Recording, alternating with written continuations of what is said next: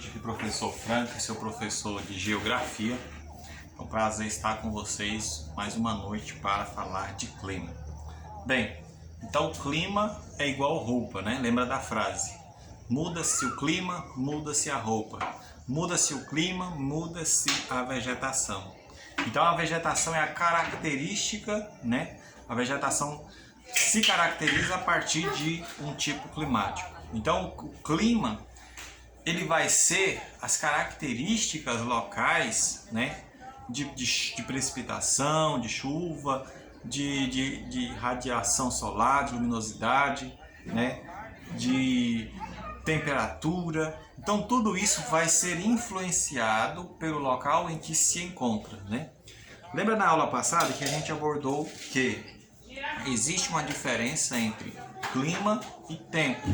Então o tempo é momentâneo, ele pode sofrer variações ao longo de um dia, ao longo de um mês, enquanto que o clima ele tem as características já prontas, ou seja, se você está no clima tropical, você já sabe quais que são as características do clima tropical, né? 6 meses chuvosos, 6 meses sem chuvas, né? Então você já tem essa relação. Clima são as características duradouras, enquanto que o tempo são características momentâneas, né? Então, se nós analisarmos, os fatores climáticos são 4, né? São latitude, altitude, maritimidade e massas de ar. Então, o que são as latitudes? Quanto mais próximo da linha do Equador, dizemos que a latitude é baixa, pequena.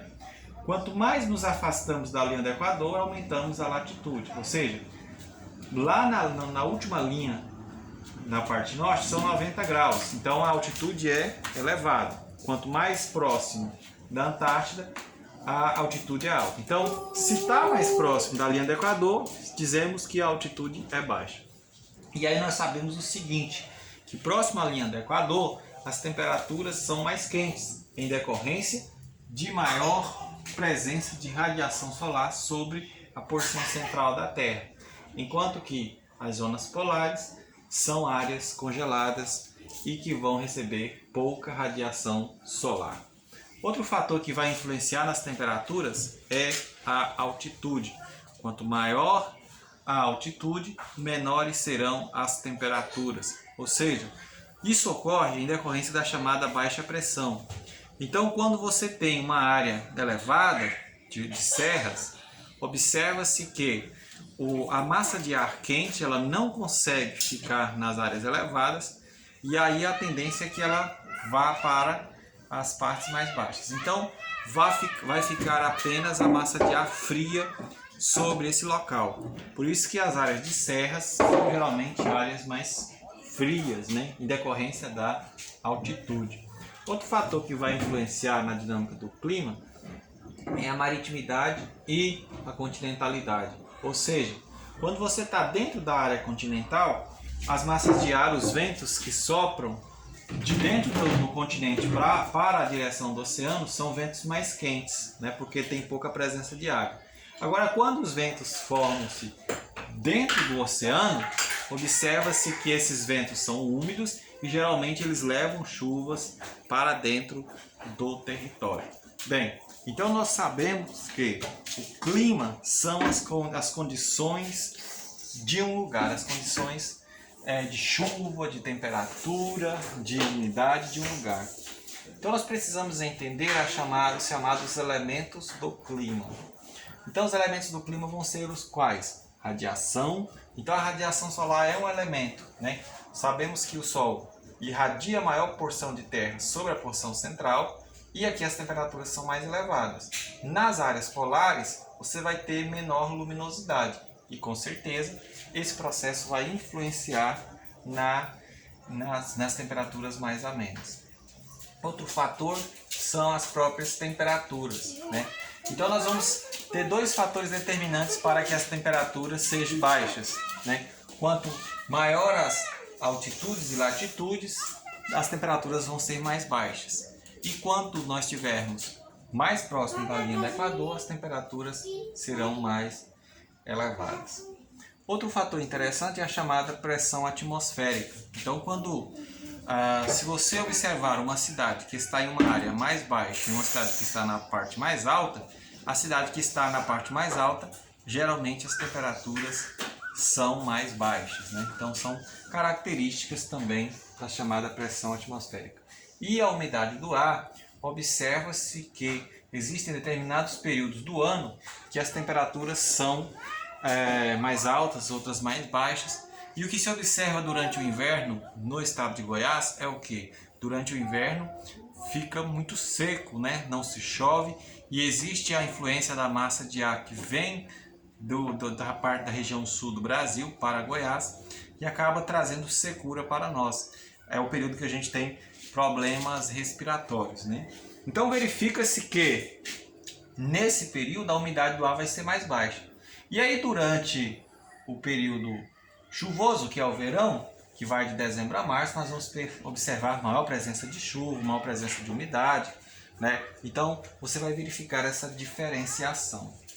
Outro fator interessante que a gente precisa entender é como que ocorrem as chuvas, o chamado ciclo hidrológico. Então tudo é constituído de um ciclo, né? Então quais que são os ciclos hidrológicos? São eles: evaporação, condensação, precipitação e infiltração. Então tudo começa com a radiação solar sobre o ambiente, fazendo com que a água que esteja nos vegetais, nos animais e nos próprios rios e lagos, essa água sofra a evaporação. Então ela vai evaporar e vai formar as nuvens. Formando as nuvens, ela vai condensar. Então, a partir do momento que ela condensa, então nós já analisamos dois processos do ciclo hidrológico, que é a evaporação e a condensação. Condensação é como se fosse o enchimento das nuvens.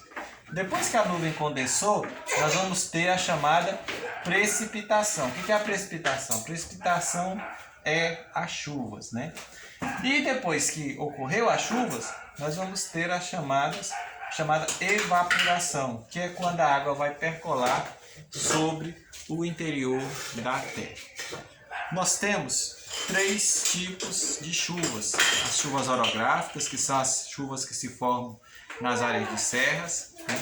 Nós temos as chuvas frontais, né? Que são quando duas massas de ar se chocam, uma massa de ar quente e uma massa de ar úmida se chocam. E nós temos as chuvas convectivas ou chuvas de verão. Chuvas convectivas ocorrem quando, né, ocorre a ascensão da massa de ar seca levando umidade, a massa de ar quente levando umidade, né, através da evaporação, e ocorre a descida da massa de ar fria, né? E essa subida da massa de ar quente, a descida da massa de ar frio, vai provocar a chamada chuvas convectivas. No Brasil, nós temos os seguintes tipos de clima. Então, na porção norte, na Amazônia, nós temos o clima equatorial, com chuvas bem definidas, quase que ao longo de todo o ano chove, né, na região amazônica. Então, observa-se que ainda em razão dos grandes rios e em razão das elevadas temperaturas, chove-se quase o ano inteiro na região de clima equatorial. Na região do Cerrado, que é o centro do Brasil, nós temos o clima tropical, com uma estação seca, um inverno seco e o verão chuvoso. Na região nordestina nós temos o clima semiárido, né, onde não vai ser marcado pelas baixas precipitações, né. Na região sudeste, né, Minas, São Paulo, nós vamos ter áreas de pequenos morros. Então essa área vai formar o chamado tropical de altitude. Tem as mesmas características do clima equatorial, mas em razão da altitude nós teremos baixas temperaturas. E na porção sul do Brasil, nós temos o chamado clima subtropical. Então esse clima é marcado pelas baixas temperaturas, né, da região sul, e que vai sofrer influência da região da Antártica, né? Então nós verificamos que o clima ele está relacionado com a nossa vida. O clima são as condições, né, de temperatura e de umidade, de chuvas, né, no qual todos nós estamos inseridos nesse processo. Um forte abraço e até a próxima.